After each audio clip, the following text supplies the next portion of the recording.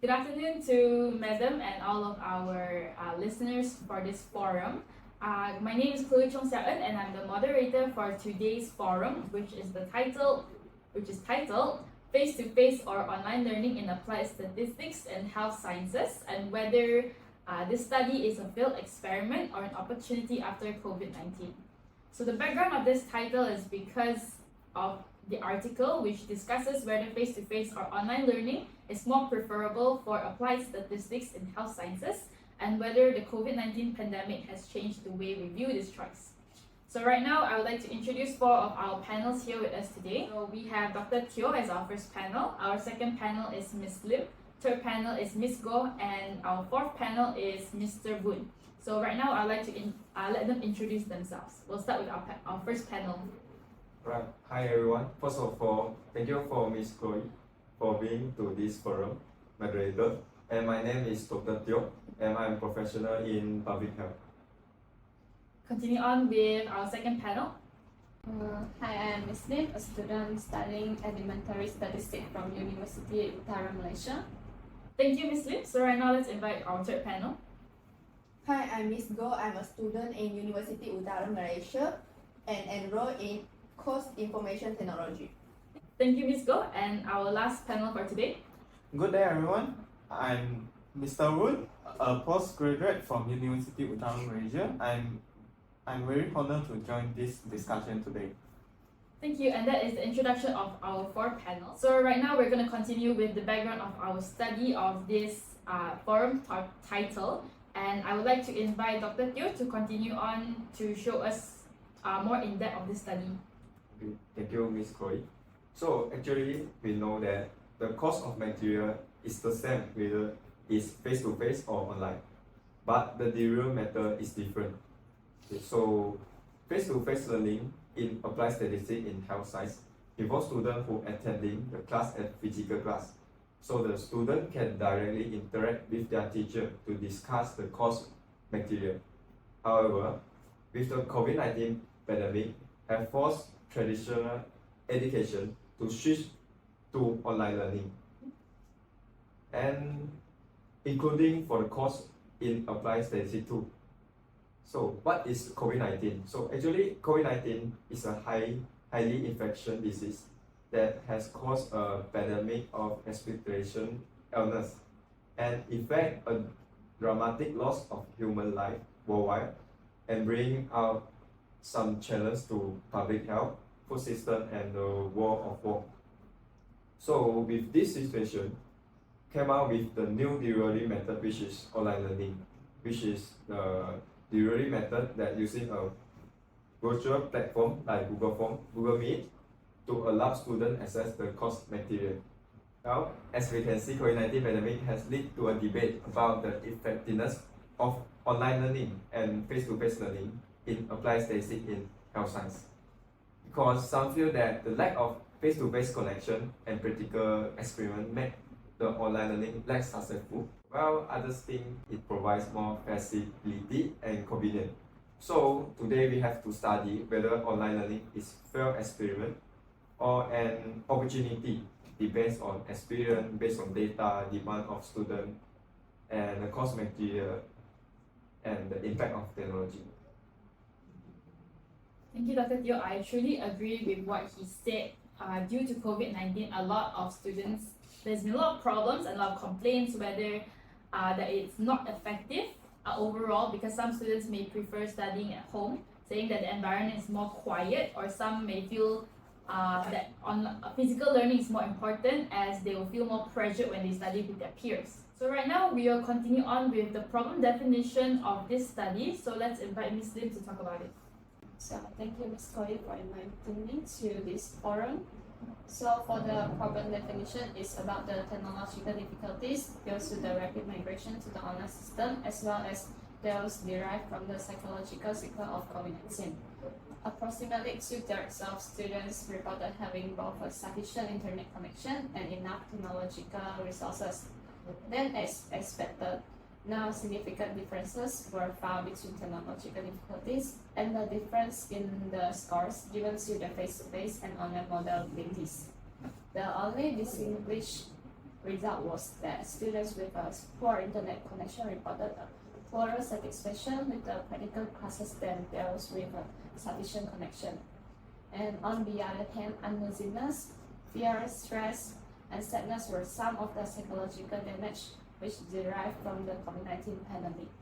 Nevertheless, although 2 in 3 students exhibited to be somewhat psychologically affected by the COVID-19, this fact was not found to be associated with their perceptions about the teaching methodologies.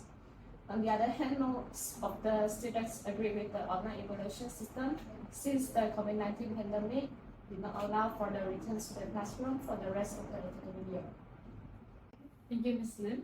So now that we know that there are students who are affected and there are students who are not affected by the COVID-19 regarding their education, can you tell us what is the aim of this study?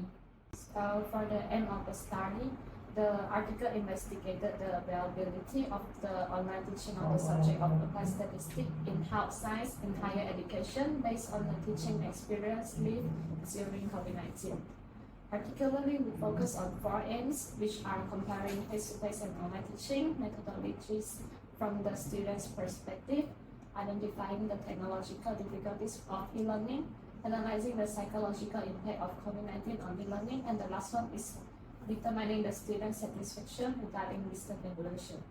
Okay, so keeping these 4 aims in mind, right now we will proceed on to the data that we received through this study. So I would like to invite our third panel, which is Ms. Go, to explain more about the descriptive statistics. Thank you, Miss Corey. There are 2 types of data. This is descriptive statistic and inferential statistic. Descriptive statistic is method for collecting, organizing, analyzing, and summarizing data. From the article, we got the descriptive statistic is based on 128 nursing students will be used to obtain the distribution of the outcome. And the inferential statistic is the method that use results obtained from sample to derive conclusion about a population. From the article, we got the inferential statistic is study was performed to analyzing the students' satisfaction according to the teaching methodology in both face-to-face and online modality. Okay, thank you. I'm sure we are clear about both kinds of statistics. So right now, I would like to invite Ms. Go to continue talking about the population, sample, parameter, and the statistic of this study. Okay, population is the complete set, group, or individuals. From the article, the population is all students enrolled in the subject of applied statistics in health science. Next is the sample. Sample is a subset containing the characteristic of a larger population. And from the article, the sample is 128 nursing students enrolled in the subject of applied statistics in health science. For parameter is a numerical value that describes a population or a distribution. From the article, parameter is the average satisfaction degree between face-to-face and online learning for the population of all students enrolled in the subject of applied statistics in health science. And last, statistic is a numerical measure that summarizes a data set or a sample of data. From the article, the average satisfaction degree between face-to-face and online learning for the sample of 128 students enrolled in the subject of applied statistics in health science. That's all. Alright, thank you, Ms. Go. So keeping in mind that we know who are in. Thanks for Miss Chloe for the talk recently. Now I will talk about data collection, which is primary data used in this article. So we know that primary data is necessary data obtained through survey conducted by researchers. So why we all agree about this article is using primary data? Because we observed that it assists a survey was designed to collect the data on student experience to face-to-face on and online learning in applied statistics in health science. So we are focused about the satisfaction degree for the student between the methodologies like face-to-face learning and online teaching. In this article, we are using questionnaire, which is conducted through online. questionnaire is a set of questions to obtain relate information in this study. So the advantages for this questionnaire is respondent has enough time to answer the question without influence by interviewer. And on the other side, the disadvantage is low response rate because we don't know either the respondent have answered the question or not. Thank you. And could you roughly tell us what kind of questions do you ask in the questionnaire? Yes, sure. In this questionnaire, we divide into 5 blocks, which is the first one, social demography like age, gender, and the second one is evaluation of learning methodology between face-to-face and online learning, and the third is learning difficulties due to ICT, which is technology communication, and the fourth one is psychological impact of COVID-19 on this applied statistics in health science, and the final one is the assessment of the online evaluation. So in second block, the methodologies will score through a 5-point Likert type scale, which is provided by 5 points, which is very poor, normal, good, and excellent. So typically in this questionnaire, we are focused on 2 points, which are student satisfaction in face-to-face teaching and satisfaction in online teaching. I like the Likert type scales because we don't have to answer it by ourselves. We don't need to pick selections, and it's always good to do questionnaires because they always come out as anonymous. So it remains anonymous while the students are able to express themselves. Okay, so right now we're gonna continue on with Miss Go to explain about the variable characteristics of interest regarding each individual element of the population and the sample set. Miss Chloe, there are 2 types of quantitative variable. The first one is display variable, which is a quantitative variable that can assume a countable number of values. From the article, the display variable is age, age of the student. And the next one is continuous variable.